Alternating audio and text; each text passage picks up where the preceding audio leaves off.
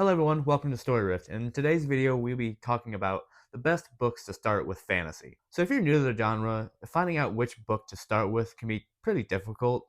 And most of the books that I'm going to be discussing today are more of the beginner levels, but there's different variety in them, and I think I picked out a good selection for anybody who's just starting with fantasy. Some of them are a little more, difficult than others, and some of them are for, people who maybe not even read as much anymore. Also, I'll be trying to avoid spoilers in this video.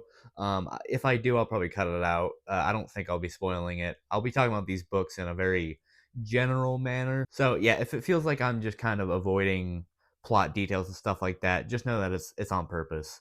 It's intentional. But with that all the way, let's get into the first book. So the first book is going to be an obvious one, Lord of the Rings. Yeah, I don't really think I need to even introduce this book or even say why this is on my list. I mean, it's the book that really started it all with fantasy, in my opinion. There were some fantasy books before Lord of the Rings, but this was the book that really brought the genre up to the forefront. Now, I will say, I have been rereading Lord of the Rings, and the one thing I will say is some of the way that it's written is a little outdated, if you want. It's not written like most books today. It's almost like the viewpoint of the books is feels very like it's almost like somebody reciting something from like a history book, not in a bad way. There's obviously more, the more creative ways he writes it. I'm making it sound like it's wooden. It's not. It's really good. It's just very different from modern fantasy. I think if you can kind of get past the weird, the like older style of language in it, you'll find that this book it still holds up really well today. The characters are great, and some of the most iconic locations in any story ever are in Lord of the Rings. There's really everything you would want. There's emotional scenes, there's more character focused scenes, and there's just even the battle scenes are amazing and told from a very unique perspective. I don't know. If you do read this book for the first time, just kind of, especially if you watch the movies, just kind of be patient with yourself. It's not a book that you should rush through. It definitely, like, if you're confused about some parts, going to the index would really help as well. And also, try not to compare it too much to the movies because when you reread it, you realize that they've changed a lot of things, not in a bad way. I think the movie's a great adaptation. I don't know if it's just coming off as rambly, but it's just I don't know. It's a great book. Just be cautious when you read it. Not that it's like gonna kill you or anything. I mean, I guess it could technically kill you, but just take your time with it, and I think you will enjoy it. And now for my second book is Assassin's Apprentice, but this could go for like literally all of the books with fits in them. There's like three trilogies. I don't know if there's like a conglomerate name for them. Now this is the book that I got my brother to read, which my brother he kind of he works on houses and stuff like that, so he doesn't really read as much, and he's more of a slower reader. But he really enjoyed this one, and I think it's a good one for beginners. I think Assassin's Apprentice and all the books that follow it, what really makes it a good entrance into fantasy is that it avoids a lot of the cliches, if that makes sense. It's not as plot heavy, in my opinion. It's very character driven, and it feels very natural, and it's not the world itself isn't too complex. I mean, there's enough there for you to enjoy, but it's not like some of these newer fantasy novels where it's like you have to, learn about all the lore and like learn all these magic systems and stuff like that. There's magic in this, but it's more basic. I don't know where these books really shine. I think is the character aspects of them. Fitz is my favorite character in anything ever. I think this would be a good entrance book into fantasy for the people who who may be turned away by the more complex elements that can be in fantasy. And the novels are also a little shorter, not like terribly short, but remember, short in comparison to other fantasy novels where they're like, the Bible, more pages than the Bible, but yeah, definitely a good read. Then next on my list is another obvious one, but I had to put it on here. Game of Thrones. Now I don't have the first book, so this is just the third book. But I really love these novels. I love the first three novels, I should say. I don't know. I think kind of going off of the Assassin's Apprentice that I just talked about, I think this book is really great for beginners because it's not as focused on the fantastical elements, for lack of a better word. You can kind of I think people who haven't gotten into fantasy can kind of latch on to the more political side of it. Yeah, no, I also really think this world is just really rich. I don't know. I have my complaints about the fourth and fifth novels, but especially the first three. I mean, such well-made novels. They're just great. This is another series where I think the characters shine. There's a lot of characters, but a lot of them do have this great presence. I don't know, just the world of Westeros is such an interesting place, and it's the more magical elements, like I said, are sort of on the back burner. They're definitely there, but it's a much more, I don't know. I think if like you're a fan of dramas or something, I think Game of Thrones would be really a good fit to start into fantasy. Now, next on my list is going to be the Wheel of Time. Now, this would honestly, like the Wheel of Time is probably like throwing yourself into the deep end of the pool, but if you can get past it and get past sort of the more complex and more plot driven, more fantastical elements of the Wheel of Time, I think you have a really great series on your hands. I would recommend this to people who maybe haven't read a lot of fantasy, but have, have an interest in fantasy already. I don't know, if you don't have like any interest in fantasy, I feel like this might be a little bit of a hard sell. But no, the Wheel of Time, while it is long, it really does not it does everything well. I think it's one of the most well-rounded series in fantasy. I don't know, like the characters are great, the magic is really well done if you're into that sort of thing. The world is also very fleshed out, and there's also, there's enough mystery in the world too that I think really keeps you reading. And the way that it's written is also written really well. Some people might think it's a little more wordy than some books, which I would agree with that. But I don't know. In general, I really do like his writing style. I don't know. I just couldn't not include the Wheel of Time on this list.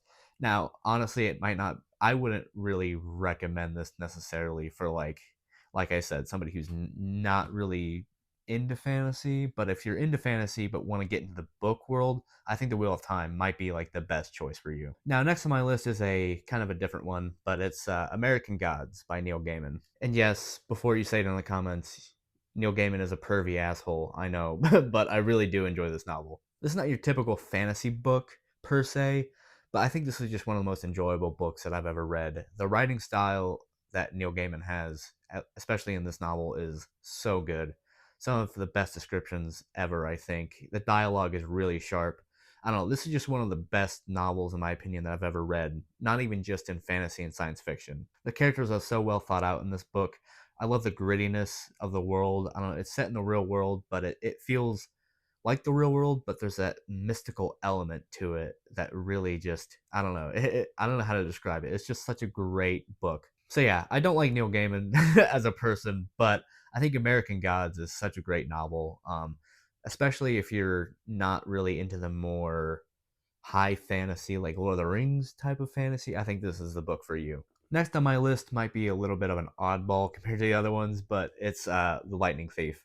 Yeah, no, I recently read this. I think it was like a year or two ago. But man, I forgot how good this novel is. Now, obviously, it is a beginner novel, you know, not in terms of like, I mean, it is a beginner novel for fantasy, but it's a beginner novel, I think, for like, it's for younger kids. But honestly, if you're an adult, I would still recommend this novel. Honestly, it's such a great way to get into fantasy. One, because I feel like everybody knows about Greek gods, so it's kind of like you don't need to learn all these, you know, names and everything. Like you kind of get the gist of it. I don't know. The plot is amazing and the characters are also great. I don't know. I really don't have any complaints about this novel. It's a great, easy read. I don't know. Maybe not suitable for like the older generation. I don't know. I still think it holds up well. I think you'll enjoy it. It's an easy read, easy to get through, but it's really enjoyable. I don't know, man. Like I just think this book for me is still the king when it comes to like, the young adult fantasy that I grew up with. I don't know. This is one of those it's one of those books that I think really held up well. Next on my list is going to be the Stormlight Archive, or specifically The Way of Kings. As much as I have complaints about the later novels in the series, I have some videos up if you want to watch those. I got a ranking, and I also have a Wind and Truth review too, if you're interested in that. But no, I think The Way of Kings is such a great novel. It's long, but it doesn't feel long, if that makes sense. Great characters and a very contained story. And I feel like Sanderson is also really good for beginners because he explains the world well. It's not like in the case of like Dune where it's like you have to constantly flip back. He'll mention like some random aspect of the world and you have to like flip to the index. I didn't really run into any of that. Honestly, as much as the longer books might sway some people, I don't know. I really do think the character work in this novel makes up for it. I would definitely recommend this if you're just starting out. I think it's a little bit better than the Wheel of Time, but it's kind of in like a limbo between like the Lightning Thief and more of like the Wheel of Time. I don't know. I don't think a lot of people would be, I don't know, pushed away from fantasy if they read The Way of Kings. It is a little more fantastical. I know I'm using that word a lot, but I guess it is video about fantasy, but you get what I'm saying. For lack of a better word, it is the more fantastical elements is definitely a big factor in this series.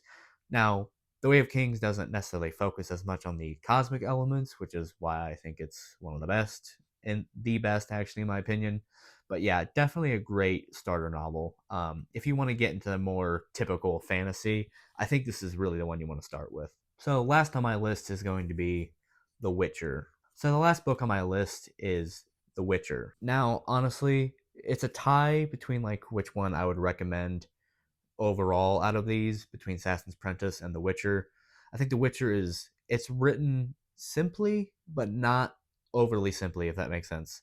It's very approachable, but what I love about this series is you can tell that Sapkowski was really kind of tired with a lot of the fantasy trends, and it makes for such a unique book. I don't know, the magical elements of it, or like magic system, whatever you want to call it, is put on the back burner, and it really does focus on creating a world and having characters live in that world that feel very real. I think Geralt is one of my favorite protagonist in anything ever. He's a really great character, and every character in this book is amazing. And the overall plot is also very easy to follow. And it has some of the more like political elements that Game of Thrones has. But I don't know, it just feels like such a good mix of like different aspects that kind of set it apart from other fantasy books. If you're a fan of the video games, I would highly recommend this series, but I would also recommend this to people who just want to get into fantasy. The Witcher to me is the best like counter fantasy book written in my opinion, and it's one of the reasons why I recommend it for people who haven't gotten into fantasy books yet. But with that out of the way, thanks for watching, and if you like the video, make sure to like and comment and subscribe. And also in the comments, if you want to put down your own recommendations, feel free to do so. Obviously, I haven't read every single fantasy book in the world, but I think I had a nice broad sort of range of books here. But with that out of the way, I'll see you in the next one.